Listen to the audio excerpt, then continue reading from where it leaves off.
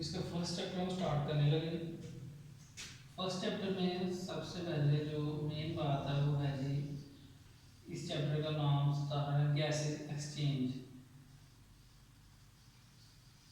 गैसों का तबादला। गैसों के तबादला में तीन बुनियादी टर्म जो है वो देखी जाती हैं, जिनमें सबसे पहली जो टर्म है वो है जी cellular respiration.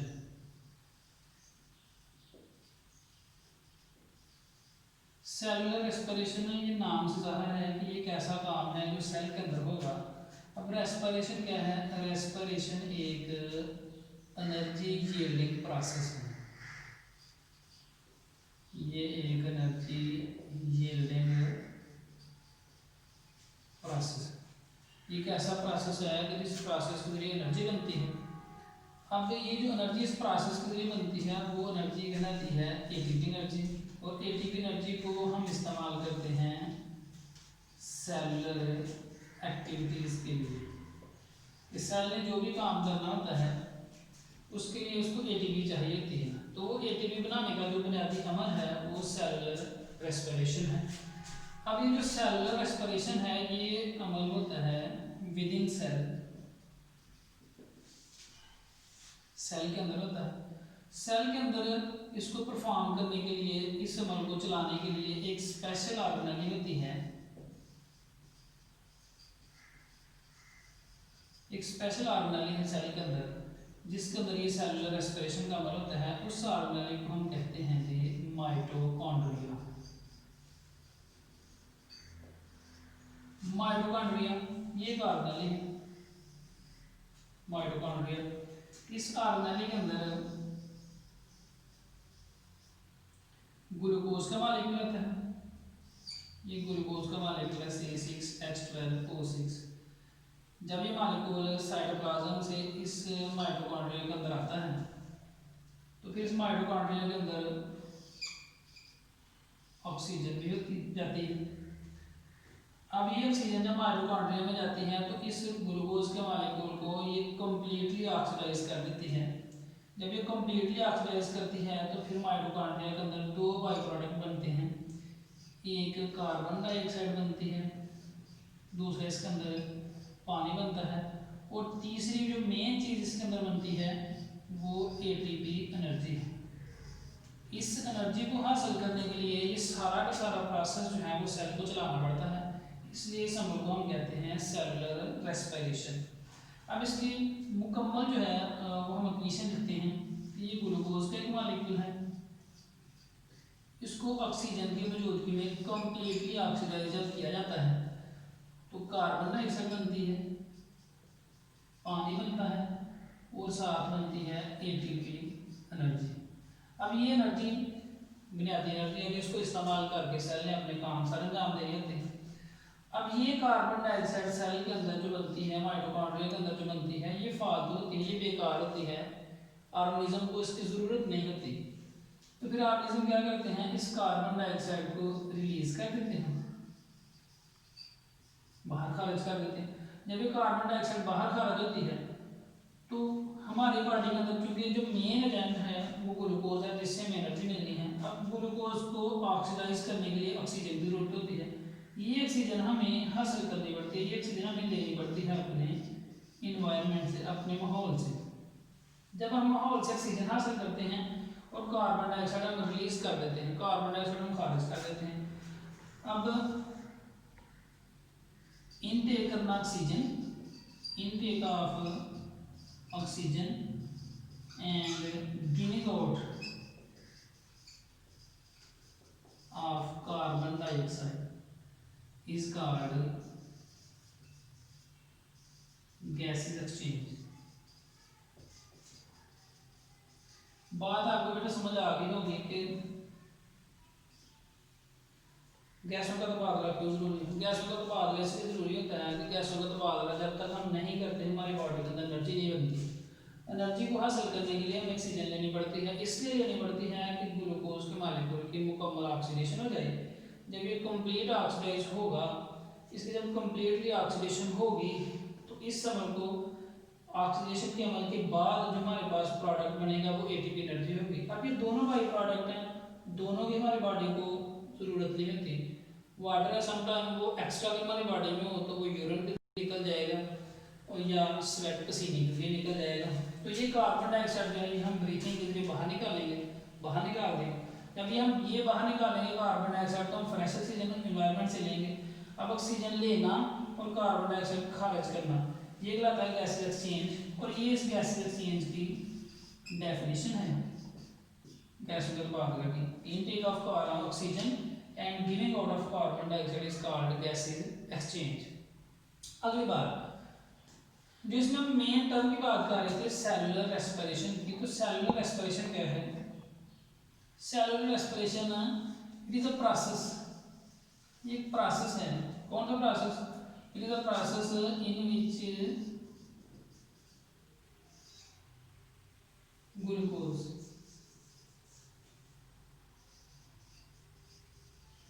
molecules are completely oxidized।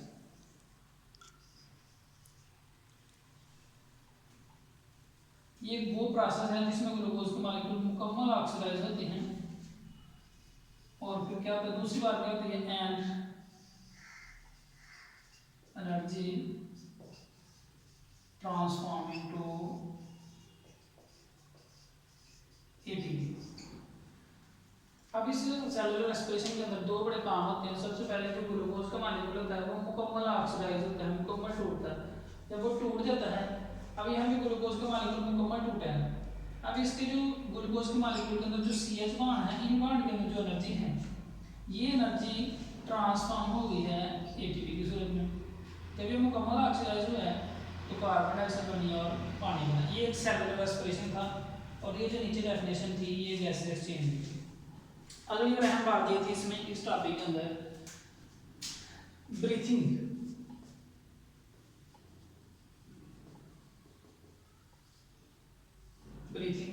Breathing कहते हैं तनफ्फुस के अमल को, सांस लेने के अमल को। ब्रीथिंग एक जनरल टर्म है। एक इस प्रोसेस में we take, it is a process in which we take air in the body।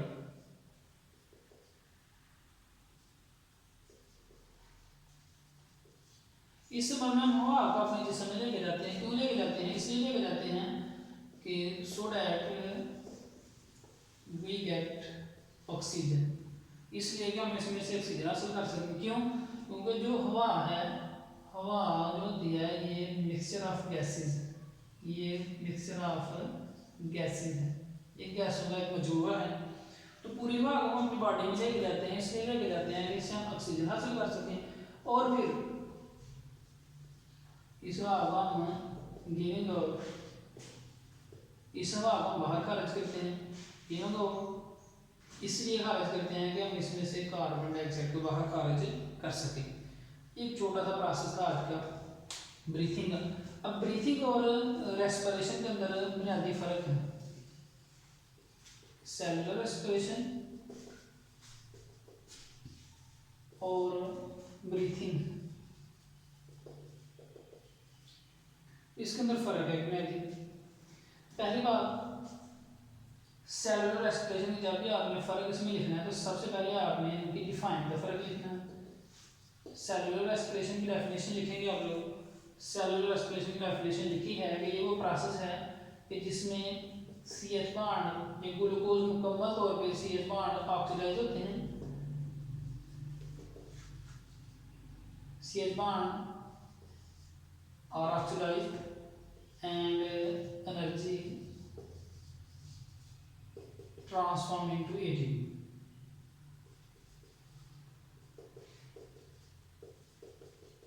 ये पहली बात, पहला फर्क। अब ब्रीथिंग का पहला फर्क जो आपको इसकी डेफिनेशन के यहाँ से लिखना है, पहला फर्क इनका ये होगा। दूसरी बात, सेलुलर रेस्पिरेशन जो है ये एक फिजिकल प्रोसेस है एंड बायो केमिकल प्रोसेस है। ये फिजिकल प्रोसेस इसलिए है कि जिस तरह का काम फिजिकल प्रोसेस में होता है कि पूरा का पूरा जो ऑर्गन है वो इसमें पार्टिसिपेट करता है कि ऑक्सीजन हासिल की जाती है और कार्बन डाइऑक्साइड को रिमूव करवाया जाता है। इसमें पूरा एक ऑर्गन हिस्सा ले रहे हैं, ऑर्गन सिस्टम एक हिस्सा ले रहा है, तो इस वजह से ये फिजिकल प्रोसेस है। और बायोकेमिकल प्रोसेस इसलिए है कि जो कि इसमें केमिकल रिएक्शन हुआ है, वो केमिकल रिएक्शन है, मैंने पहले भी लिखा है कि ग्लूकोज का मॉलिक्यूल है, इसको ऑक्सीजन की मौजूदगी में ऑक्सीडाइज करवाया गया है और कार्बन डाइऑक्साइड बनी है, पानी बना है और साथ एटीपी एनर्जी बनी है। अब चूंकि ये केमिकल रिएक्शन हुआ है इसलिए इस अमल को हम बायोकेमिकल प्रोसेस या बायोकेमिकल रिएक्शन पर मुश्तमिल एक अमल भी कहते हैं। इसके बाद ब्रीथिंग जो है वो सिर्फ एक फिजिकल प्रोसेस है। इस अमल में कोई भी रिएक्शन नहीं होता। इस अमल में सिर्फ हमारी बॉडी के ऑर्गन लंग्स हैं, वो हवा को अंदर लेके जाते हैं और फिर हवा को बाहर निकाल देते हैं, जिसमें रिब्स का बड़ा किरदार होता है, पसलियों का एक बड़ा किरदार है, और उसके बाद डायफ्राम का एक बड़ा किरदार है कि वो हवा को अंदर लेके जाते हैं। और इसलिए लेके जाते हैं कि उसमें से कार्बन ऑक्सीजन हासिल की जा सके, और फिर उस हवा को बाहर भी निकाल देते हैं। ऑक्सीजन हासिल करने के बाद जब वो बाहर निकलती है हवा तो उसके अंदर कार्बन डाइऑक्साइड भी होती है। ये एक फिजिकल प्रोसेस था और ये एक फिजिकल प्रोसेस भी है और बायोकेमिकल प्रोसेस भी है, क्योंकि इसमें दोनों अमल हो रहे हैं। ऑक्सीजन भी बॉडी में जा रही होती है और उसके बाद से कार्बन डाइऑक्साइड भी निकल रही होती है, लेकिन उसके साथ साथ माइटोकॉन्ड्रिया के अंदर ये रिएक्शन भी हो रहा होता है सेलुलर रेस्पिरेशन में, इसलिए इसे हम बायोकेमिकल प्रोसेस भी कहते हैं। ये था इसका इंट्रोडक्शन इस गैसेज एक्सचेंज के टॉपिक का। इसमें आप लोगों ने सबसे पहले गैसेज एक्सचेंज की डेफिनेशन लिखनी है, जो कि मैंने यहाँ पे लिख दी है। ये डेफिनेशन लिखनी है, उसके बाद आपने सेलुलर रेस्पिरेशन भी लिखनी है, वो डेफिनेशन यहाँ भी लिख दी है। ब्रीथिंग की डेफिनेशन अब ये है, और ब्रीथिंग के अंदर और सेलुलर रेस्पिरेशन के अंदर जो एक बड़ा फ़र्क है वो फ़र्क आप लोगों ने यहाँ पे डिस्कस मैंने कर दिया है, वो आप लोगों ने करना है। इसके बाद जो आज का थोड़ा सा और टॉपिक ले लें जी, गैसेज एक्सचेंज इन प्लांट। ये एक लॉन्ग सवाल है जी।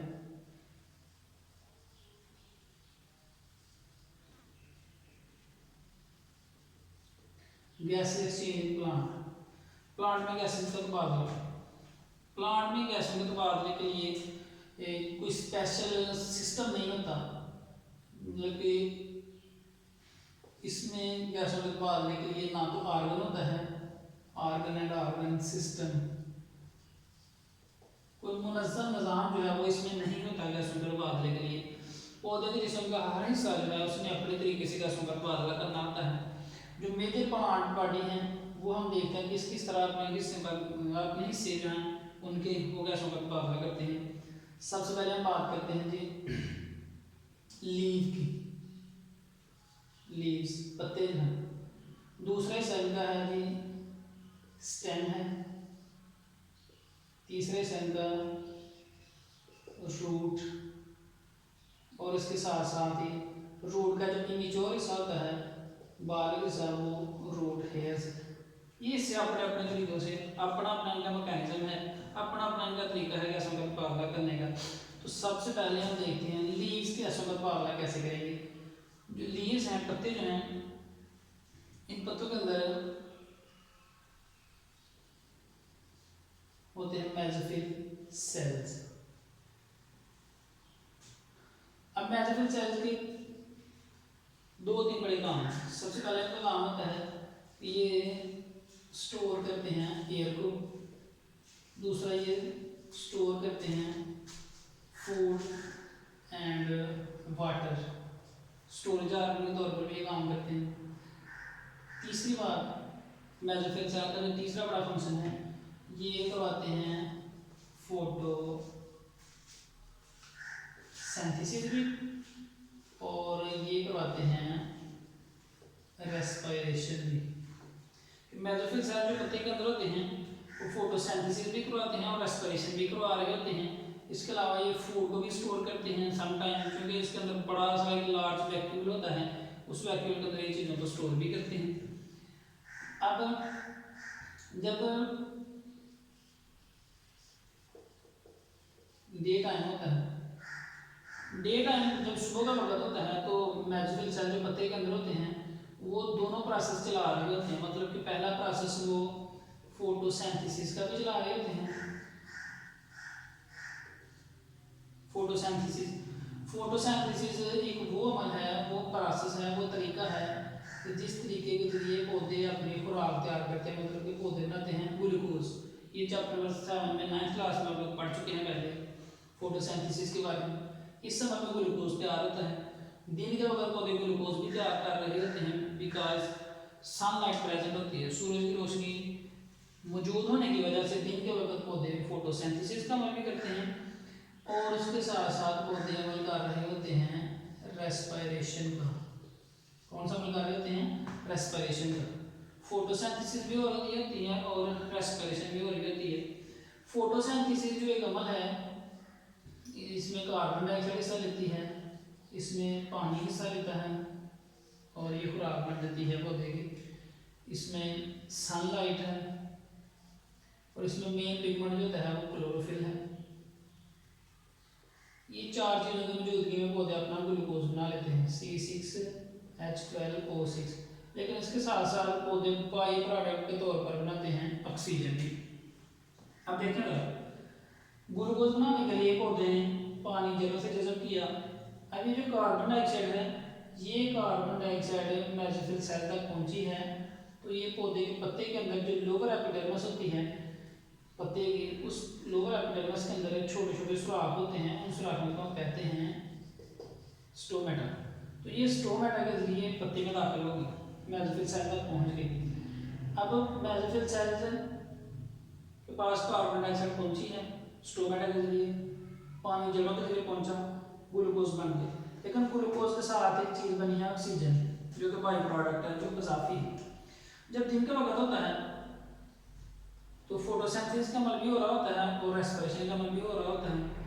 अब दिन के वक्त जो ऑक्सीजन एक्स्ट्रा होती है, जो फोटोसिंथेसिस का अमल हो रहा है उसमें जो बाई प्रोडक्ट के तौर पर ऑक्सीजन मिलती है, ये ऑक्सीजन मिलती है, इसके साथ ग्लूकोज मिलता है और रेस्पिरेशन का अमल स्टार्ट हो जाता है। रेस्पिरेशन का अमल में कार्बन डाइऑक्साइड बनती है, पानी बनता है और साथ बनती है एटीपी एनर्जी। मैं ये क्वेश्चन पहले भी लिख चुका हूँ 2 बार, ये भी लिखी हुई है। अब इस समय में देखेंगे ऑक्सीजन बनी है फोटोसिंथेसिस में। फोटोसिंथेसिस में बनने वाली ऑक्सीजन इस्तेमाल हो चुकी है रेस्पिरेशन में। अब रेस्पिरेशन में जो कार्बन डाइऑक्साइड बनेगी, ये वाली जो कार्बन डाइऑक्साइड बनी है, ये इस्तेमाल हो जाती है फोटोसिंथेसिस में। अब जब दिन का वक्त होता है तो पौधा कोई भी पौधे के पास को फालतू चीज़ नहीं होती, थोड़ी सी ऑक्सीजन होती है वो पौधा खारिज करता है। लेकिन जब नाइट टाइम होता है, रात का वक्त होता है, रात के वक्त आपको पता है कि फोटोसिंथेसिस का अमल नहीं होता। क्यों नहीं होता? क्योंकि सनलाइट नहीं होती, तो इस वजह से फोटोसिंथेसिस का अमल नहीं होगा। लेकिन रेस्पिरेशन का अमल होता रहता है। रेस्पिरेशन कंटिन्यू होता है, जारी रहता है, हर वक्त जारी रहता है। ये मतलब नाइट टाइम सिर्फ अमल होता है ओनली रेस्पिरेशन का। तो रेस्पिरेशन के अमल में आपको पता है ऑक्सीजन लाजमी होती है। तो जब रात का वक्त होता है तो प्लांट ऑक्सीजन हासिल करते हैं और कार्बन डाइऑक्साइड को रिलीज करते हैं। रात को ये अपना काम शुरू कर देते हैं कि ऑक्सीजन लेना शुरू कर देते हैं और कार्बन डाइऑक्साइड खारिज करना शुरू कर देते हैं। ये पहला हिस्सा था। तो ये ऑक्सीजन लेनी कहाँ से है? स्टोमेटा से। कार्बन डाइऑक्साइड कहाँ से निकालनी है? स्टोमेटा से। तो मतलब कि पहली बात जो थी लीफ थे, लीफ ने गैसों का उत्पादन करना होता है तो स्टोमेटा के जरिए करना होता है। मतलब कि हर हिस्से के पास अपनी अपनी खूसियत है गैसों के उत्पादन की। तो लीफ ने गैसों का उत्पादन करना होता है तो स्टोमेटा के जरिए करना होता है। दूसरी बात यहाँ हम डिस्कस कर लेते हैं, छोटा सा आर्टिकल है। मैच्योर रूट जो होती हैं, बालक जड़ें जो होती हैं, रूट एंड स्टेम,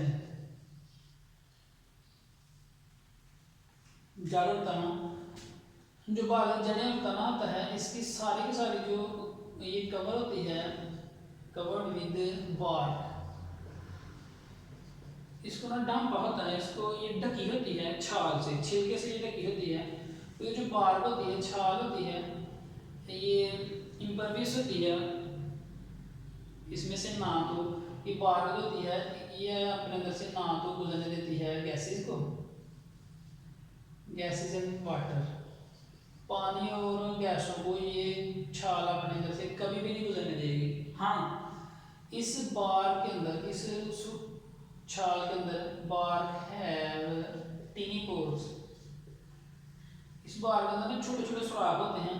इन छोटे छोटे सुराखों को कहते हैं लेंटिसेल्स। क्या कहते हैं? लेंटिसेल्स। अब मैच्योर रूट हो या स्टेम हो, उसमें लेंटिसेल्स के जरिए गैसों का तबादला करना होता है। लेंटिसेल्स के जरिए वो करेंगे गैसेज एक्सचेंज। लेकिन बड़ी अहम और मजे की बात यह है कि वो लेंटिसेल के जरिए कौन सी गैस लेंगे और कौन सी खारिज करेंगे। याद रखनी है बात, पौधे के पत्ते के अलावा बाकी जितने भी हिस्से हैं वो तमाम हिस्से रेस्पिरेशन का अमल करते हैं, फोटोसिंथेसिस का अमल नहीं करते। इसलिए बाकी जितने भी हिस्से हैं वो ऑक्सीजन लेंगे, ऑक्सीजन गेट करते हैं और कार्बन डाइऑक्साइड को रिलीज करते हैं। ये एक बड़ी अहम बात है, ये पॉइंट की बात है, ये याद रखनी है। ये स्टेम भी होगा, रूट भी होगा। अब रूट हेयर्स, रूट हेयर्स इसको हम यहाँ में डिस्कस कर लेते हैं ताकि देर ना करना पड़े। रूट हेयर्स, रूट हेयर्स ये ऑक्सीजन जो होती है वो सॉइल से, मिट्टी से हासिल करते हैं। ऑक्सीजन जो प्रेजेंट होती है सॉइल में, उस ऑक्सीजन को ये गेट कर लेते हैं, हासिल करते हैं और अपना रेस्पिरेशन का अमल करते हैं। और रेस्पिरेशन के अमल के बाद जो कार्बन डाइऑक्साइड होती है वो रिलीज कर देते हैं, रिलीज इन सॉइल। मतलब कि इन्होंने अपनी गैसों का तबादला मिट्टी के साथ करना होता है। क्योंकि रूट हेयर होती हैं वो जीरो ज़मीन होती हैं, मिट्टी के पार्टिकल को टच कर रही होती हैं, तो मिट्टी के अंदर जो ऑक्सीजन होती है वो हासिल कर लेती हैं और कार्बन डाइऑक्साइड को इधर ही खारिज कर देती हैं। इसके अलावा आखिरी कैटेगरी जो होती है, ये तो प्लांट थे, जो लैंड प्लांट हम जो ज़मीन के ऊपर पाए जाने वाले पौधे हैं उनमें ये गैसों का तबादला था। इसके अलावा जो पौधे एक्वेटिक हैं, एक्वेटिक प्लांट जो हैं वो प्लांट जो पानी के अंदर, एक्वेटिक प्लांट डिजॉल्व ऑक्सीजन हासिल करते हैं। डिजॉल्व ऑक्सीजन, ये पानी के अंदर जो हासिल ऑक्सीजन होती है उस ऑक्सीजन को हासिल करते हैं और कार्बन डाइऑक्साइड होती है वो भी पानी के अंदर ही खारिज करते हैं। ये पानी के अंदर जो हासिल ऑक्सीजन होती है वो लेते हैं और अपनी कार्बन डाइऑक्साइड भी पानी के अंदर ही खारिज कर देते हैं। ये था आज का हमारा टॉपिक। थोड़ा सा इसका रिव्यू ले लेते हैं। गैसेस एक्सचेंज के अंदर तीन बड़ी टर्म्स की हमने बात की थी। सेलुलर रेस्पिरेशन की बात की थी, दूसरे में बात की थी गैसेस एक्सचेंज की, और तीसरी बात हमने की थी ब्रीथिंग। जिसके बाद हमने देखा कि ब्रीथिंग में और सेलुलर रेस्पिरेशन में कौन सा फर्क है। उसके बाद हमने बात की थी गैसेस एक्सचेंज प्लांट कि प्लांट गैसों का तबादला कैसे करते हैं। बताया था कि प्लांट के पास कोई ऑर्गन या सिस्टम नहीं होता, हर हिस्से में गैसों का तबादला अपने तरीके से करना होता है। तो लीव्स कैसे करते हैं वो बता दें कि लीव्स के अंदर स्टोमेटा होते हैं और लीव्स को दो तरह का काम करना पड़ता है। लीव्स के अंदर जो मेसोफिल सेल्स होते हैं वो हवा को भी स्टोर करते हैं, क्योंकि उनके अंदर एयर स्पेसेस, उनकी क्रीप एयर स्पेसेस होती हैं। ये फ्रॉग को भी स्टोर करते हैं, वाटर को भी स्टोर करते हैं और फोटोसिंथेसिस और रेस्पिरेशन का भी करवाते हैं। जब दिन का वक्त होता है तो ये दोनों काम करवा रहे होते हैं, फोटोसिंथेसिस भी और रेस्पिरेशन भी। तो दिन के वक्त में तो कोई भी चीज़ फालतू नहीं निकलती, क्योंकि जो ऑक्सीजन है फोटोसिंथेसिस में बनती है वो रेस्पिरेशन में इस्तेमाल हो जाती है, और जो रेस्पिरेशन में कार्बन डाइऑक्साइड बनती है वो फोटोसिंथेसिस में इस्तेमाल हो जाती है। जब रात का वक्त होता है तो सिर्फ रेस्पिरेशन का अमल नहीं होता है, तो रेस्पिरेशन के अमल में बनने वाली जो ऑक्सीजन होती है वो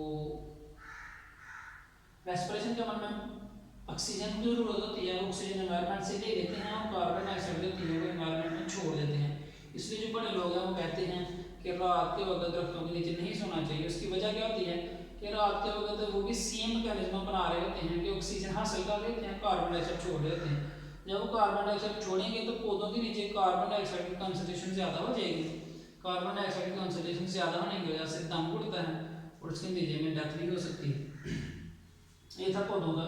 क्योंकि पत्ते गैसों का तबादला कैसे करते हैं, उनको दो तरह की सिचुएशन को फेस करना पड़ता है, नाइट टाइम और डे टाइम, वो अलग अलग आपको बता दें। इसके बाद आता है जो मैच्योर रूट है, जो स्टेम है उसको कवर किया होता है छाल ने, उसके ऊपर बार होती है, छाल होती है जो गैसों को भी अपने अंदर से नहीं गुजरने देती और पानी को भी नहीं गुजरने देती। लेकिन इसके अंदर छोटे छोटे सुराख होते हैं, लेंटिसेल्स हम बोलते हैं, वो गैसों से बात पर आते हैं कि वह उस लेंटी सेल के जरिए ऑक्सीजन हासिल करते हैं और कार्बन डाइऑक्साइड को छोड़ देते हैं। इसके बाद हम जो रूट हेयर्स की बात हम कर रहे थे कि रूट हेयर्स मिट्टी से ही मौजूद ऑक्सीजन लेते हैं और मिट्टी के अंदर ही कार्बन डाइऑक्साइड को खारिज करते हैं। इस तरह फीडिंग प्लांट भी पानी के अंदर जो हासिल ऑक्सीजन होती है वो हासिल करते हैं और पानी के अंदर ही कार्बन डाइऑक्साइड को रिलीज कर देते हैं। ये था आज का टॉपिक, इसको अच्छे तरीके से रेडी रखिए।